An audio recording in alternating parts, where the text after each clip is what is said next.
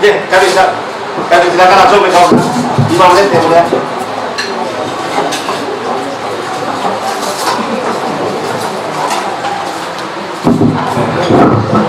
Terima kasih. Sebelumnya saya sampaikan kepada Yang Mulia, sebelum saya mulai, saya hanya bicara implementasi. Kalau teorinya sudah banyak profesor kita, profesor dari kerajaan-kerajaan dan keraton. Bismillahirrahmanirrahim. Assalamualaikum warahmatullahi wabarakatuh.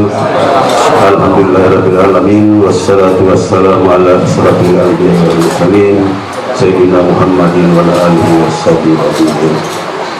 Yang mulia para raja sultan, para pangeran, para bangsawan semua yang hadir pada kesempatan ini, saya ingin sampaikan yang pertama, pembicaraan masalah untuk penyatuan satu organisasi kerajaan sudah beberapa kali kita bicarakan dengan yang mulia lalu, dan memang yang kita inginkan seperti itu, jangan terlalu banyak organisasi sehingga perjuangan satu. Yang kedua, saya ingin sampaikan bahwa khususnya dalam pelaksanaan kegiatan-kegiatan kerajaan ataupun adat, yang jadi persoalan adalah kita rata-rata kerajaan keraton tidak punya kemampuan secara keseluruhan finansial, sehingga ketika ada pertemuan yang besar selalu mengajukan anggaran pemerintah.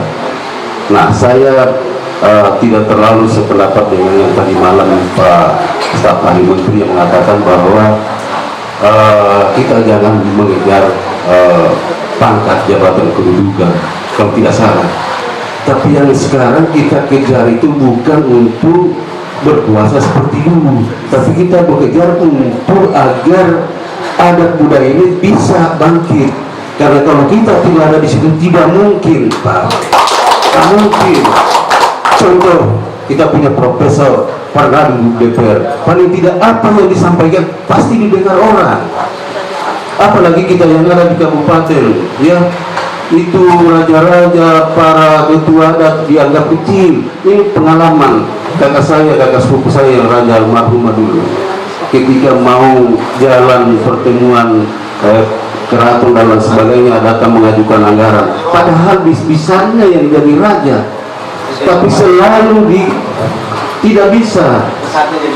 Bisanya yang jadi bupati, ternyata tidak bisa, Pak. Di bawah karena yang bawah ini rata-rata yang pejabat orang, bukan membedakan manusia, tidak. Yang jadi pejabat ini, kata Pak Staf Ahli tadi malam, yang jadi babu, yang jadi apa dan segalanya, itu yang sekarang jadi pemerintah. Sehingga apapun yang kita mau lakukan tidak bisa. Ada, kita punya pepatah ya dengan inai seperti yang tadi disampaikan Layowi, inai penasara ye penasara, inai biasara ye penasara.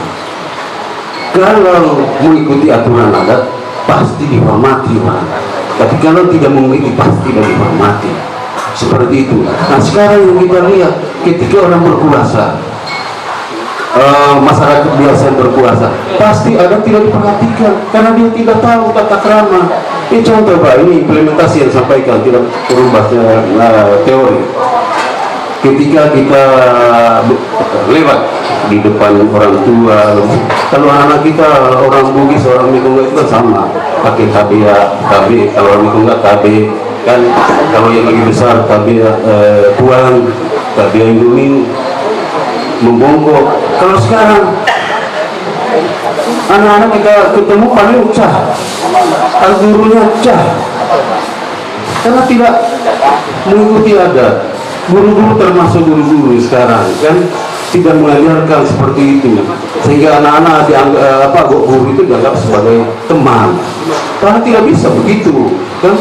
Nah, sekarang waktunya kita, Bapak, Ibu, para raja, para sultan semua, bagaimana pertama yang saya inginkan, beberapa kali kita pertemuan juga seperti disampaikan, mari kita berjuang, berlomba untuk menjadi bupati, mau jadi DPR, mau jadi presiden. Kenapa tidak? Kalau kita jadi bupati maka aturan adat pasti berlaku, pasti bagus. Kalau kita semua jadi DPR pasti itu aturan dibuat seperti yang disampaikan tadi. Apalagi kalau jadi presiden, kan? Siapa tahu dari salah satu sultan raja ada yang kita syukur, kenapa tidak? Waktunya sekarang ada satu raja yang kita dukung, satu saja, pasti semua kita ikut. Insya Allah semua raja Indonesia pasti ikut, apalagi Sulawesi Tenggara. Oh, kita yang pergi di depan, saya yang bicara nanti orasi. Nah, itu saya kira itu yang bisa disampaikan, sedikit saja tapi mudah-mudahan bermanfaat untuk kita semua. Terima kasih. Assalamualaikum warahmatullahi wabarakatuh. Yang mulia para raja sultan, terima kasih yang mulia Pangeran Kuto, para yang mulia raja sultan dan Bapak Wanda dan seluruh para bangsawan yang ada di forum muktamar yang berbahagia ini.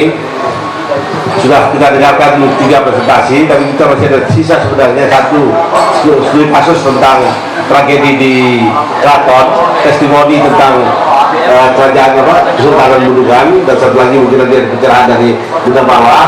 Tapi waktu sudah sangat mepet. Apakah kita skorsing dulu dan kita mulai lagi jam 2? Setuju? Bahkan kita ketua ya. Ya, kita skorsing, kita jumpa lagi sampai jam 2 siang. Terima kasih.